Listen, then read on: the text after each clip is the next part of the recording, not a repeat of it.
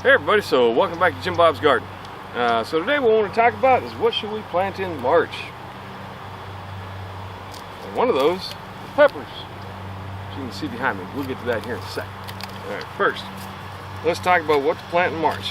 Alright, so some of the things to plant in March: bush beans, pole beans, cantaloupes, corn, cucumbers, eggplant, okra, black-eyed peas, peppers, potatoes, pumpkin, summer squash, winter squash, tomatoes, carrots, celery, collards, endive escarole, which, I still don't know what that is. I'll have to look that up.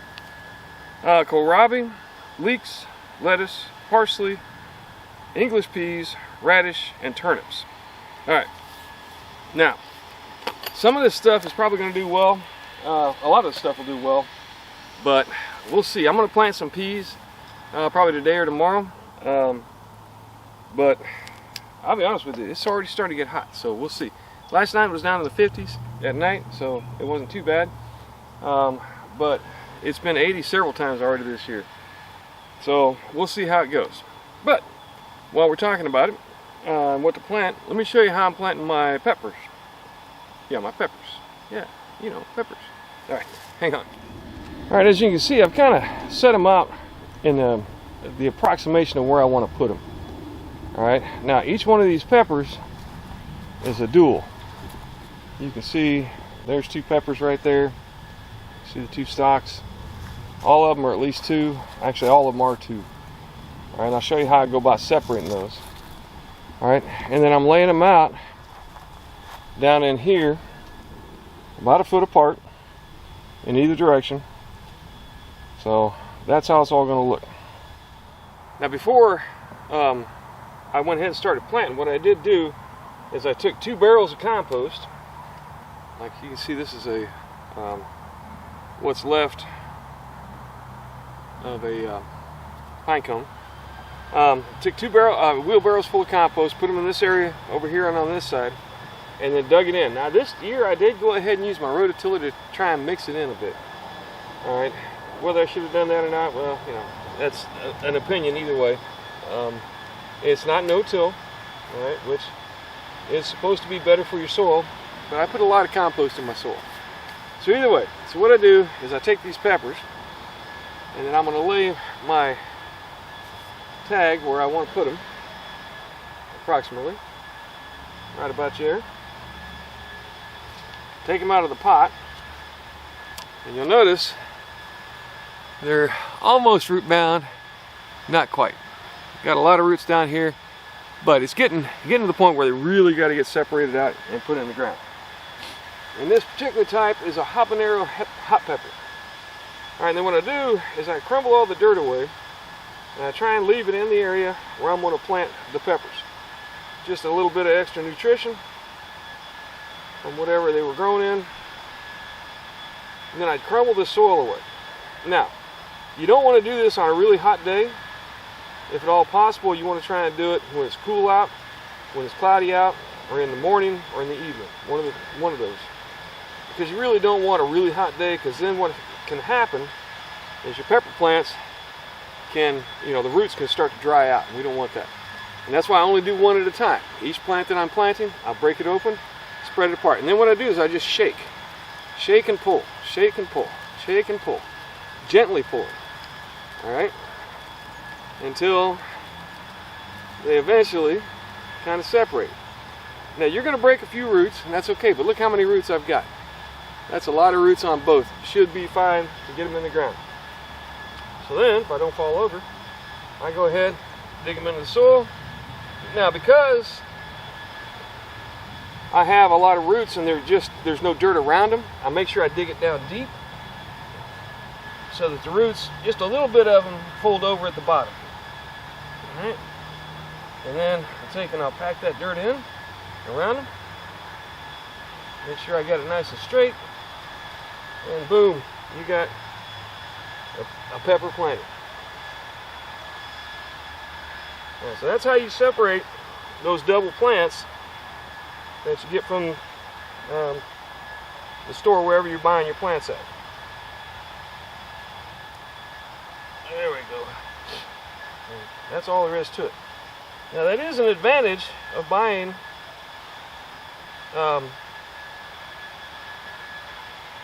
it is the advantage of buying plants in pots, is they've already got roots growing, they've already got establishment, and you don't have to worry about planting seeds. And then of course I put my marker down so I know what it is that I planted right there. All right, now if you didn't buy your plants and you grew them at home, I would put some sort of marker down. I'll buy the markers. They're like $5 for a packet. Like 100 or so. They're pretty cheap, and they can be reused. I've got a bunch of them I've used many times. But yeah, I'll go ahead and plant them. Don't buy the ones that have got somebody's name on the backside, because then you can't use that backside. So I buy the ones that don't have names on them, so that way I can go ahead and reuse them on the back. All right. Now, you notice I'm taking those the semi-composted down pine cones and toss them out in the yard. And usually what will end up happening is my mower will pick it up and chop it up. And if not, then they'll just rot down out in the yard. But either way, that's more food for the yard. All right, so let's do it one more time. So this one is a jalapeno. There you go, about there. This one's got a lot more roots to it, so it's going to be a little more difficult.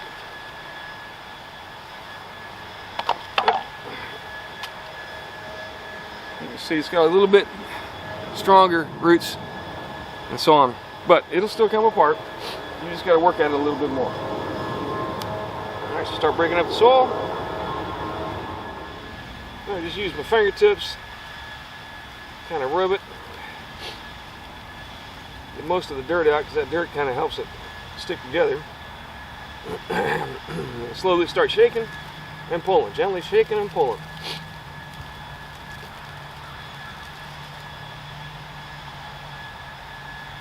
Now, there are those of you who say, man, that's a lot of work, I ain't doing all that work. That's fine, you don't have to, just buy the single plants. But I will tell you that each one of the single plants are like $5, $6 each. All right, and I've probably done all of these in space of an hour or two. So I'm probably making 20, maybe $30 an hour by doing this and selecting those. Selecting those double plants and spending the time and effort to separate them.